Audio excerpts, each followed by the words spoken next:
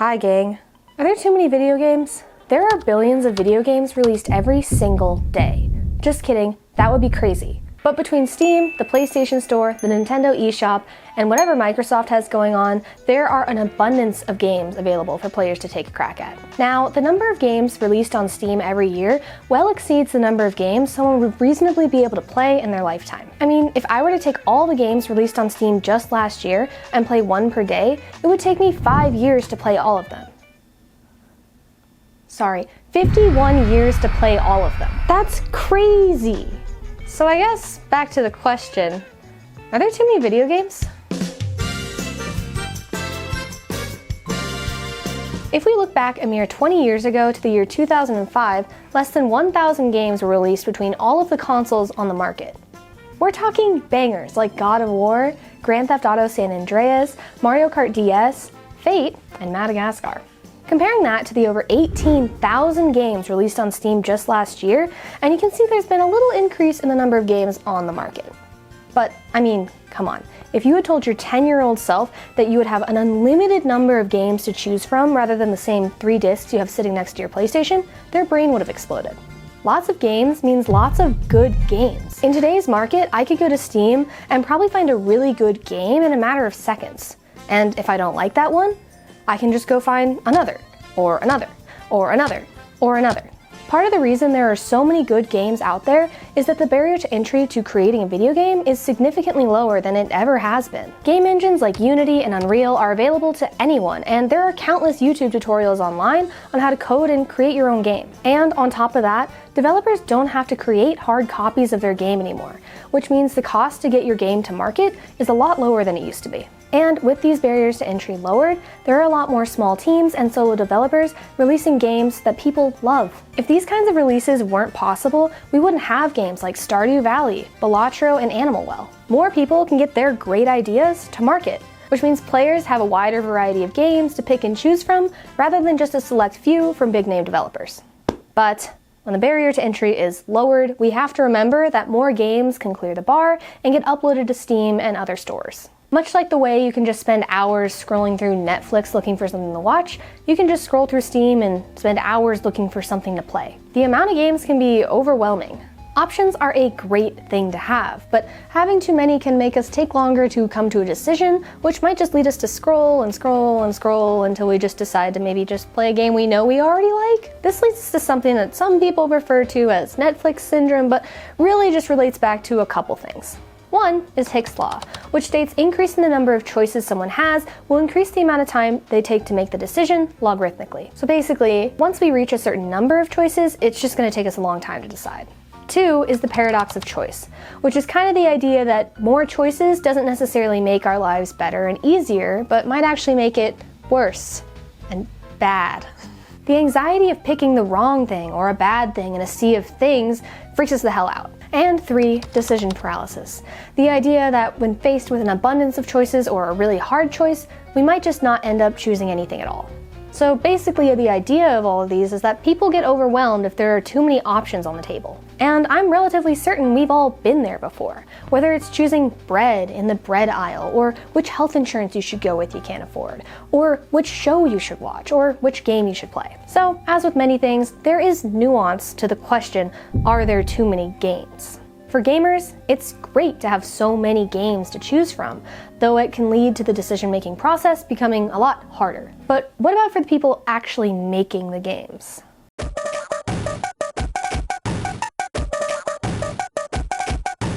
Close your eyes for a second and picture this. You're a game developer on a small team, and you just finished creating a game you've spent years perfecting. Today's release day. How exciting! You release your game on Steam, and it is immediately buried by 50 other games that are also released that day. Your game basically never sees the light of day, and nobody plays it. Okay, now open your eyes. Did you even close your eyes like I asked? How do you feel? Bad? Probably. This is a little dramatic, but not too far off from the reality of the situation. Because of the sheer number of games being released, just having a good, solid, fun game might not be enough anymore. You could create the most exciting, enticing, visually interesting, great feeling game ever made, but if you don't have a good marketing team or just straight up luck, it's likely people won't ever see, let alone play your game. Making a game is hard. And making sure your game gets discovered is also hard. Developers have to figure out what kind of game they want to make, balance that with what players are actually playing, and on top of all that, make sure their game stands out from all the other games in the genre. Why should I play your cozy farming game over all the other cozy farming games out there? In the age of algorithm-based everything, even what games you're being shown on Steam is affected. If a game doesn't hit the new and trending, top sellers, or even popular upcoming tabs on Steam, it can be really hard to get discovered. And even then, it's still up in the air if your game makes it or not. A recent example of this is the game Generation Exile, which was developed by Sonderlust Studios and released in early access on Steam in November. The team spent years developing and perfecting their game and did a lot of the things you're supposed to do when marketing your game. They had positive momentum in the form of 35,000 pre-saves and positive interactions with players demoing their games, both online and in person. But even with all the stats and indicators pointing in one direction, their early access launch didn't go great. Now the post I'm referencing, which I'll link below, specifically opens saying this is not a too many games problem, which I'll respect their wishes and say, yeah, it could be not a too many games problem. It might be more of an early access problem. But I think this is still a great example of how hard it is to release a game in 2025, regardless if there are too many games. Now, back to the idea that there might be too many games. Of the 18,546 games released on Steam last year, 8,013 of those received less than 10 reviews. That's about 43% of games receiving less than 10 reviews. That's crazy. Another factor, other than the mountains of new games being released, is the old games that people are still playing. Games like Counter-Strike, GTA Online, Fortnite, Minecraft, and Roblox are all regularly maintained and have a dedicated player base, even though they came out like a billion years ago.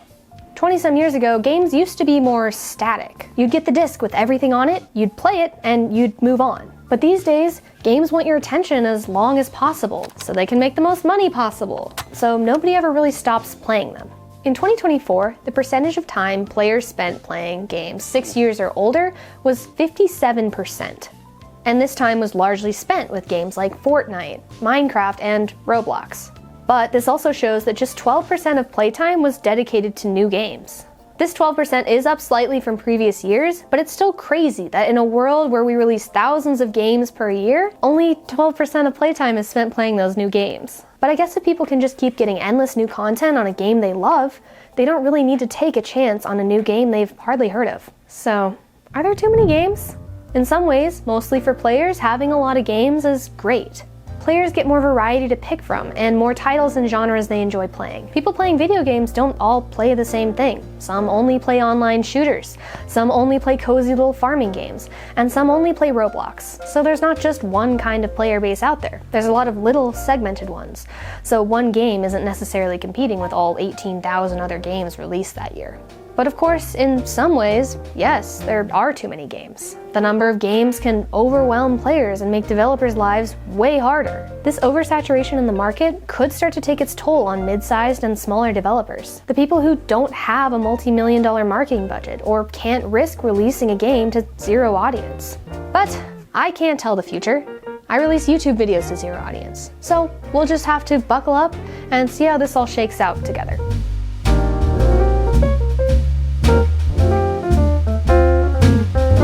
Thanks for watching my video. I worked really hard on it, but comment down below what you think about the too many games problem. Is it real? Is it not real? If you like this video, leave a like, subscribe, watch another one of my videos. It's up to you, or get off the internet. Join me next time, where I go finish folding my laundry right as it comes out of the dryer. Bye!